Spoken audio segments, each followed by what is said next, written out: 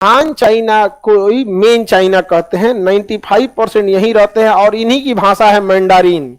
इनकी भाषा क्या है? मंडारिन भाषा। चाइना के जितने डेवलप एरिया यही है। चाइना के 50% में पहाड़ है, अब 15% जमीन पे मतलब पठार वगैरह ये तो रद्द है, मतलब उसका 70-75% जमीन बर्बाद है। फिर भी चाइना इतना डेवलप कर गया है केवल इस एरिया की वजह से, हान चाइना की वजह से। इस हान चाइना के यहाँ देखें बीजिंग मिलेगा। कौन जगह है? बीजिंग। चाइना की राजधानी बीजिंग। पहले पेकिंग नाम था इसका। समझ में आ गया कि नहीं आ गया? पहले क्या था? पेकिंग था। किसी को दिक्कत नहीं? इधर कोई सलोनी यादव, आप किस जात के हैं सर? शिक्षक। शिक्षक जात के हैं। समझ में आ गया कि नहीं आ गया? अब जो जातिगत जनगणना थी उसमें शिक्षक का जगह नहीं था, नहीं समझे? हमारा जाति शिक्षक है। चलो ध्यान से देखो, ये जगह कौन सा हो गया? बीजिंग। कौन जगह हो गया? बीजिंग से हचाक से नीचे वुहान। हचाक से नीचे वुहान मिल गया। वुहान कुछ याद आया? वुहान से कोरोना यहीं से निकला था। कोरोना कहां से निकला था? वुहान से निकला था। सोचा बहुत खतरनाक है कोरोना। यहाँ पे आगे बढ़े, पूरी दुनिया को हिला के रख दिया कौन? वुहान। 1997 में चाइना ने किस पर कब्जा कर लिया? हांगकांग। अब इस हांगकांग पे जब कब्जा हुआ तो यहाँ की कंपनीज डर गई सब। रीजन क्या है कि चाइना में कम्युनिस्ट गवर्नमेंट, वो कभी भी कह देगी आपकी पूरी संपत्ति सरकार की तो सरकार की हो जाएगी। हमारे यहाँ ऐसा नहीं है। रिलायंस की कंपनी पूरी संपत्ति सरकार ले सकती है, लेकिन चाइना में कभी वो ले लेगी। अब विदेशी कंपनी जो हांगकांग में थे सब डर गए सब। अब ब्रिटेन से कहे से काहे चौपट कर रहे हो भैया, हम कहाँ जाएंगे? अब जैसे मान के चलिए हमारी ये पटना में कोचिंग है, हमसे कोई कह दे कि अब इसको लेके आपको जाना है पटना से उठा के भागलपुर, अरे भैया बहुत दिक्कत होगा, नहीं होगा? तो फैक्ट्रीज कंपनीज को बहुत दिक्कत होता है। तो चाइना और ब्रिटेन के बीच में समझौता हुआ। ब्रिटेन ने कहा कि हम आपको हांगकांग सौंप रहे हैं, लेकिन यहां जितनी भी इंटरनेशनल कंपनीज हैं, पुर्तगाल से तो मकाऊ ऐसे ही ले लिया, कहा भागो यहां से, मकाऊ को रख लिया। लेकिन ब्रिटेन ने कहा कि हम हांगकांग सौंप रहे हैं, लेकिन हांगकांग में आप अपना कम्युनिस्ट नियम अगले 50 साल तक लागू नहीं करेंगे। हांगकांग में चुनाव होगा, हांगकांग की अलग से टीम आएगी ओलंपिक में, हांगकांग की बैडमिंटन टीम होगी। कितने साल तक? 50 साल, यानी 2047 तक। 1997 में क्या हुआ? आजाद हुआ। 50 साल तक, 1947 तक। अब हांगकांग के लोग जो है 2050 2047 1947 नहीं 2047, अगले 50 साल तक वहां पे अलग नियम रहेगा। चाइना ने हाँ कह के तो कर लिया।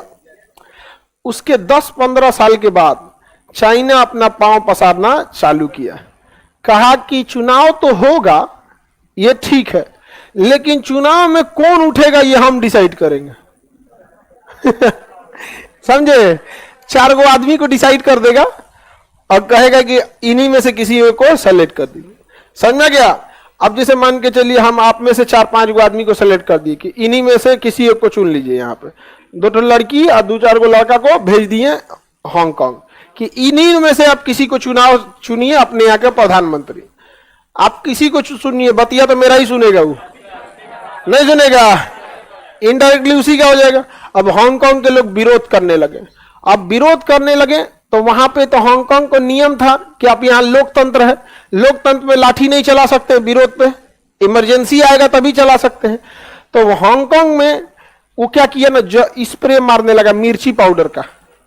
अगर कोई विरोध करता था ना तो उसकी पुलिस ना बड़का मिर्ची पाउडर लेके आती थी, फायर ब्रिगेड वाले में नहीं होता, अब मार देती थी, आंखिए लहर जाता था। तो हांगकांग के लोग छाता लेके प्रोटेस्ट करने लगे, जब मारता था छाता खोल देता था। तो क्वेश्चन पूछेगा, अम्ब्रेला प्रोटेस्ट कहां पर? हाँ, हांगकांग का एक अखबार था एप्पल डेली। क्या नाम था? Apple daily. एप्पल डेली पूरा बात स्वतंत्र रूप से रखता था, लेकिन चाइना ने अपना आदमी घुसा दिया। अब मजबूरी में कह दिया कि या तो चुनाव मत कराओ या तो इन्हीं को जिताओ। अब वहां के लोग हार थक के उसी को जिताए, और जीतने के बाद वो महिला थी, अब चाइनीज महिला का नाम तो इसे भूला जाता है आदमी को, उसने कह दिया कि कोई भी अखबार छापने से पहले हमसे परमिशन लेना पड़ेगा, जो हम कहेंगे उसको काटना पड़ेगा। एप्पल डेली ने कहा हम अखबार बंद कर देंगे लेकिन हम तुम्हारी बात नहीं सुनेंगे। जब एप्पल डेली ने अपना आखिरी अखबार बेचा था तो उस दिन पूरे हांगकांग के लोग ने उस अखबार को खरीदा था कि ये मेरी आखिरी स्वतंत्र आवाज होगी, इसके बाद जो हम सुनेंगे वो सरकार की बात सुनेंगे। जैसे हम लोग सुन लेते हैं कभी कभी 2000 के नोट में चीप था, नहीं समझ में आया, अब बेचारा चीप सही तो चल गया, नहीं चल गया, एक तो बीस कन्याओं को बना दिया गया। अच्छा एक बात नहीं समझ में आता है, एक बात बताओ, मैथिली पढ़ाना रहेगा, हम पढ़ाएंगे? नहीं पढ़ाना पड़ेगा। सबका अपना अपना एक स्पेसिफिकेशन होता है, लेकिन न्यूज में 20 कन्याएं, राजनीतिक में भी 20 कन्याएं, नमस्कार आज ये देखते हैं इसरो रॉकेट छोड़ दिया, नमस्कार आज देखिए इसरो ने जीएसएलवी पीएसएलवी छोड़ दिया, पते नहीं है उसको क्या है जीएसएलवी। इकोनॉमिक की बैठक होगी, नमस्कार आज G7 की बैठक हो, अरे तुमको G7 पूछ दिया जाएगा, पसीना छूट जाएगा, क्या होता है? अरे उसमें स्पेसिफिकेशन होना चाहिए कि नहीं होना चाहिए कि कौन क्या बोलेगा? यहाँ पर बिना मतलब का दूगो बकलोल को बैठा देंगे सब, हाँ चलिए आप बताइए 2000 का नोट बंद करना सही है कि नहीं है? अच्छा आप चिल्ला लिए, आप भी बोलिए जी, बोलिए। हाँ हाँ कैमरा उधर घुमाओ जब तक हम थोड़ा सा ठोड़ रंग लेते हैं। अरे इधर कैमरा में है, समझ में गया? ब्रेक के बाद है ले आओ रे पानी, लिया पानी पीते हैं यहाँ पे, देखते काजल वजल पसरा तो नहीं है? हाँ हाँ नमस्कार, ब्रेक के बाद फिर आपका स्वागत है, फिर से मुर्गा लड़ाते हैं। हाँ बिल बोलिए 2000 के नोट 2000। अरे यार जिससे पूछने जा रहे हो 2000 का नोट सही है या गलत, उस गधे को ये भी नहीं पता है कि 2000 के नोट छापने में कितना पैसा खर्चा होता था, पता ही नहीं उसको, इकोनॉमी का ही नहीं जानता वो, ले आके बैठा दिए हैं। अच्छा अच्छे लोगों को बैठाएगा कैसे? अच्छे लोगों को बैठाएगा तो पत्रकारे का बैंड बजा देगा, वो बजा देगा कि नहीं बजा देगा? देखो राजनीति की एक ही कमजोरी है, डाटा मतलब एग्जैक्ट आंकड़ा, ये राजनीति की सबसे बड़ी कमजोरी होती है। वो हमेशा गोलमोल जवाब देंगे। हमने शिक्षा व्यवस्था सुधार दी, आप डेटा पूछिए कितना यूनिवर्सिटी, नहीं हम सुधारे हैं, बेंच बनवाए थे 4 गो, हम पटना यूनिवर्सिटी में 6 गो बेंच लगवाए थे हम। अरे सोचे तोरा 6 गो बेंच बढ़े शिक्षा सुधर जाएगा? राजनीति की एक ही कमजोरी, आप डेटा पूछिए, कितना एम्स खुलवा दिए, कितने एयरपोर्ट, कितने यूनिवर्सिटी, कितने कॉलेज, कितने हॉस्पिटल, डेटा पे।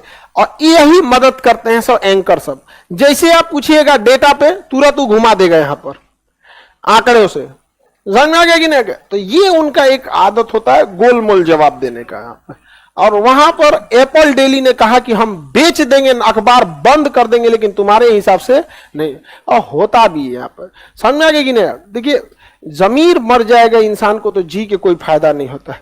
जीने के लिए आज 20 साल जिए चाहे 100 साल जिए, जमीर बेच के जिंदा रहना कोई फायदा नहीं। भगत सिंह को देखिए, हंसी खुशी से स्वीकार कर लिया फांसी, शहादत स्वीकार किए, लेकिन आज भी जब तक हिंदुस्तान जिंदा रहेगा भगत सिंह का नाम अमर रहेगा कि नहीं? तो जमीर बेच के जिंदा रहना। मैं एप्पल डेली कहां का अखबार था?